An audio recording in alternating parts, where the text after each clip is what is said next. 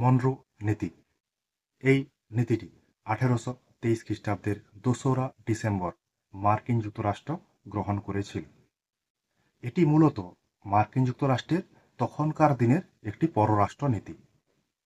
এই নীতিটা তখনই গ্রহণ করা হয়েছিল যখন কিউবা এবং পুয়ের্তো রিকো নামে দুটি রাষ্ট্র বাদ দিয়ে বা দেশ বাদ দিয়ে সমগ্র দক্ষিণ এবং উত্তর আমেরিকা আস্তে আস্তে করে ঔপনিবেশিক শাসন থেকে মুক্ত হচ্ছে।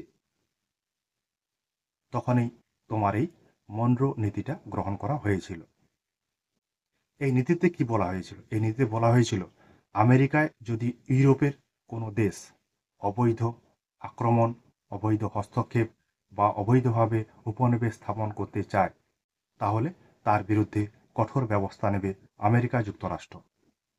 এই নীতির মাধ্যমে যুক্তরাজ্যের সহায়তায় আমেরিকা বহির্বিশ্বের হস্তক্ষেপ থেকে এবং একক কর্তৃত্ব বজায় করতে বা বজায় রাখতে সচেষ্ট হয়েছিল আমেরিকা যুক্তরাষ্ট্র। তখনকার দিনে যে আমেরিকার রাষ্ট্রপতি ছিলেন জেমস মনরো, তিনি এই নীতিটা ঘোষণা করেছিলেন। তাই তার নাম অনুসারে এই নীতিটির নাম হয় মনরো নীতি।